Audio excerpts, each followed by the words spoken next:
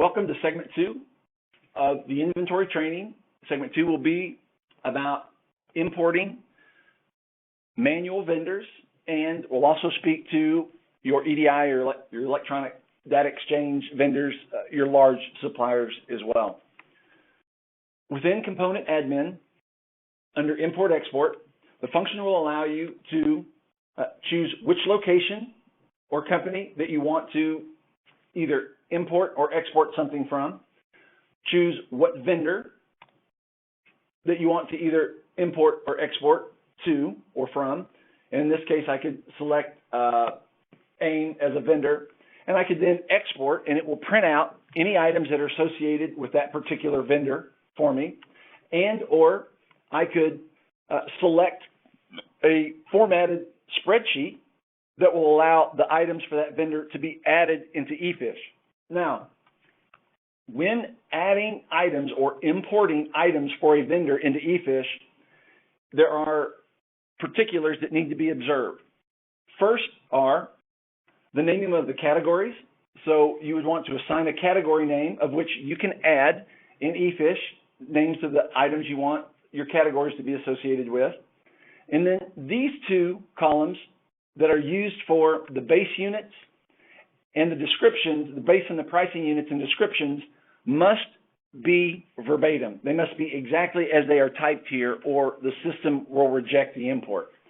So using the price and base unit names exactly and the descriptions exactly are important for it to be accepted in eFish. Next, you will utilize a formatted spreadsheet to upload or import items for your vendor. It is critical and imperative that these columns do not change, and the information under the columns must be what they're going to be tied to. So I'm going to start on the far left. And the first column is the vendor ID. Every inventory item must have a unique vendor ID within eFish.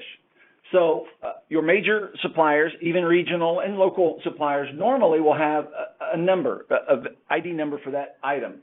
If not, we suggest use the initials of the vendor and then 0001, 0002 as you add those items. That would be one way to create a unique vendor ID if your local bread company does not have one for it.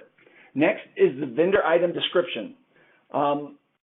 This needs to be as the vendor describes it, because when you issue a purchase order within eFish and it goes to the vendor or the supplier, you want this to be their description so that it's easy for them to understand, and it has their particular ID number so that the ordering is done correctly.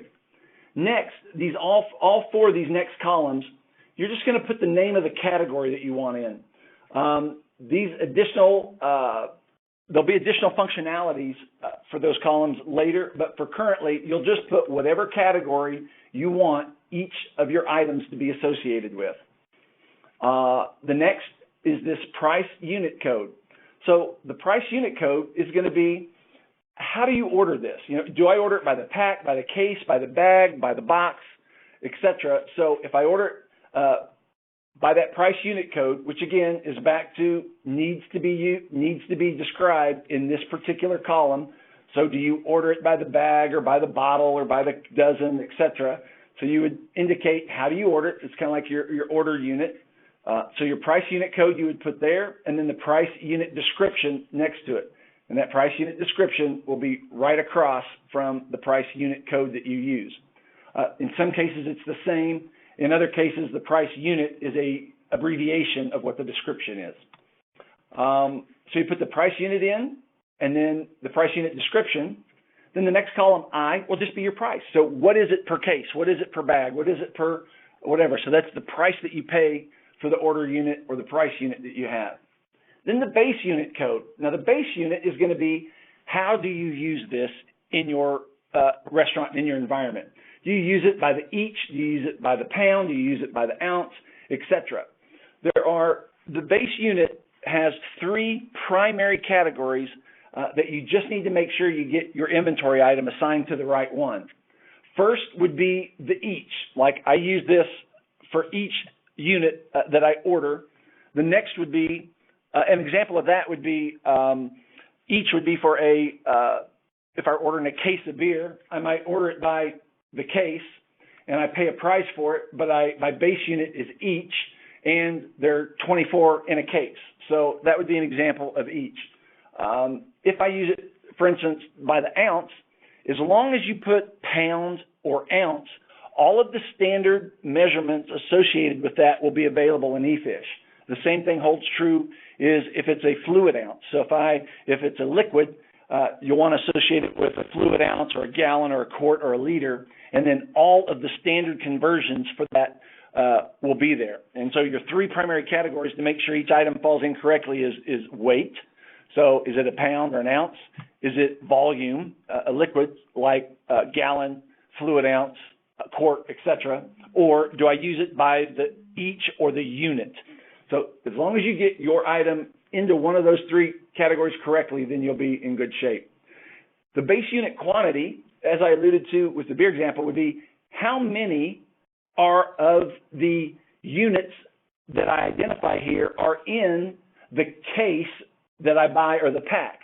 And in this case, this says avocados, 6-count pre-pack, goes to produce. I pay $14 for it. I buy it by the pack, pay $14.71 for it. And the base unit way that I use it is by the slice. So I'm saying that I use a slice of avocado and that there are 48 slices of avocado in this pack. So by defining that, you'll be able to use a slice, and we'll convert that back to how many are in the case or in the pack that you buy. Next column would be yield value, and if you get 100% yield on it, or if you get a lesser yield, maybe you trim your steaks, maybe you use pineapples, etc., you can identify your yield value there.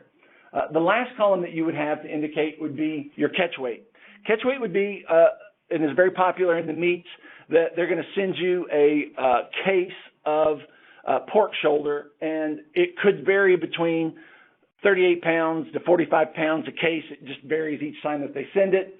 And if it is a catch weight, then you just place a 1 there and flag it. So that is the flow of the standard format for importing a local vendor into eFish. And quick review, must have the unique vendor ID, vendor description, put your category across 4, the price unit code or how you order it, you put that in as described on our descriptions for price units, put in the description of the price unit, what you pay for it, then how you use it, your base unit, the description of that, and then how many base units are in your order unit or your price unit and how you buy it.